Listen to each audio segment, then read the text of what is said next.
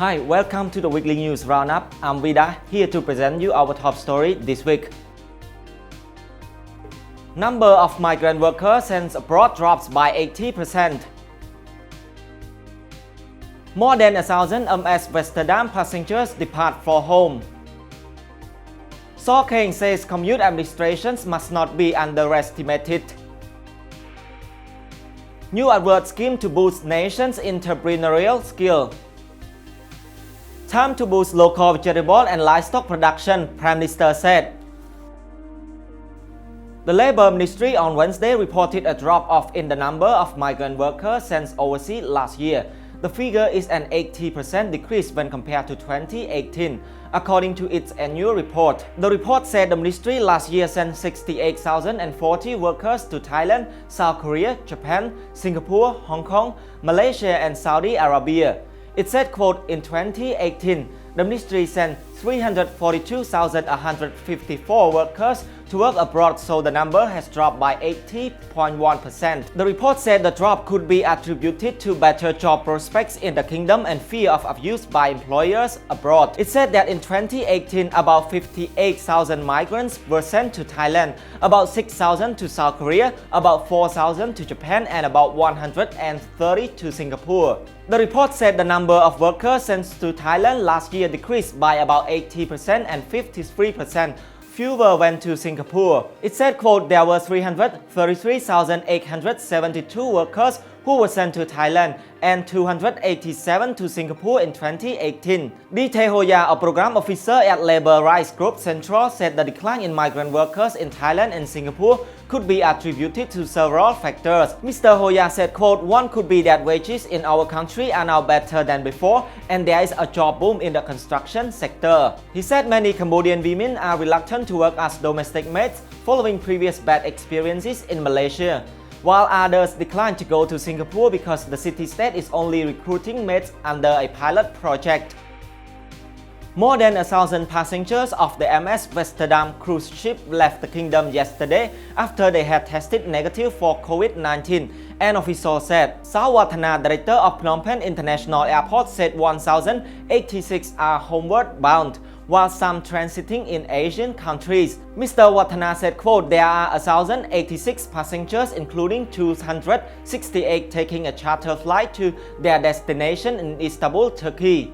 The Health Ministry issued a statement yesterday saying specimens of 1,580 passengers and crew members were clear of the virus. All passengers are healthy and no one has a high temperature.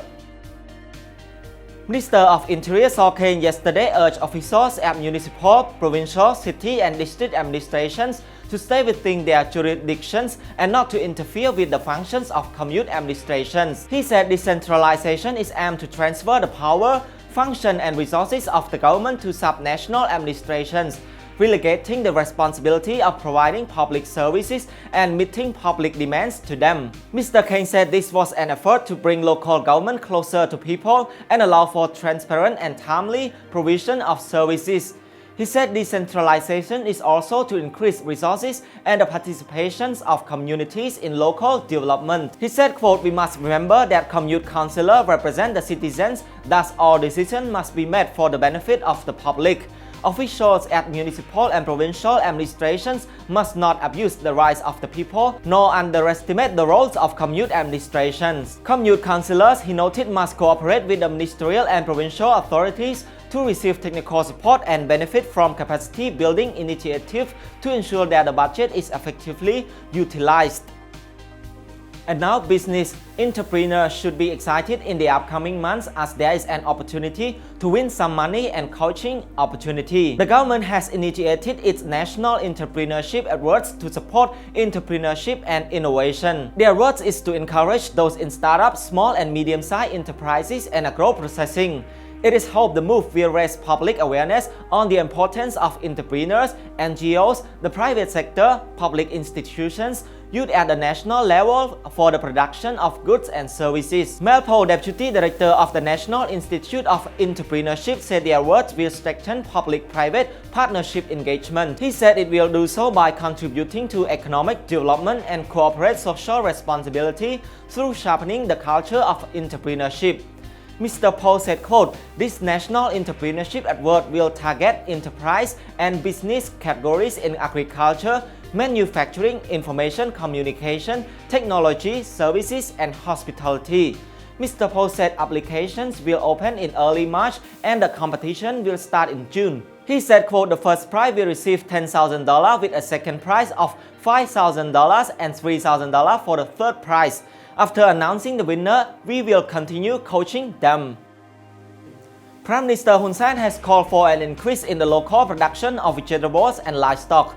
Mr. Hun Sen said it is to supply domestic demand as the government unveiled plans to reduce imports. On Tuesday, he said chemical-free vegetable production is needed to supply locals. He then called for careful checks on imported commodities, particularly regarding quality supervision, inspection, and any needed quarantine to prevent diseases from spreading. Mr. Hun Sen said, quote, "Officials have to inspire our people to grow chemical-free vegetables and to reduce imports from abroad. We must boost domestic cultivation." He said local products are also in demand by visitors. Mr. Hun Sen said, quote, "We have to promote our local market. Our market is not just to be focused on export from abroad. Currently, tourists consume products that are imported, including vegetables." Tong Chan Thien, Executive Director of the Cambodian Center for Study and Development in Agriculture, applauded the call, but urged the government to support irrigation system to ensure production of vegetables across the year. Mr. Chan Thien said, quote, "Domestic productions of vegetables isn't enough to supply domestic demand. We need to import because we produce vegetables seasonally. In the dry season, there is a need for water in some places. Then farmers can produce goods for the local market." That would be all for this week. Don't forget to like, share, and comment if you find this informative. On behalf of the team, I'm Vida. Have a good weekend.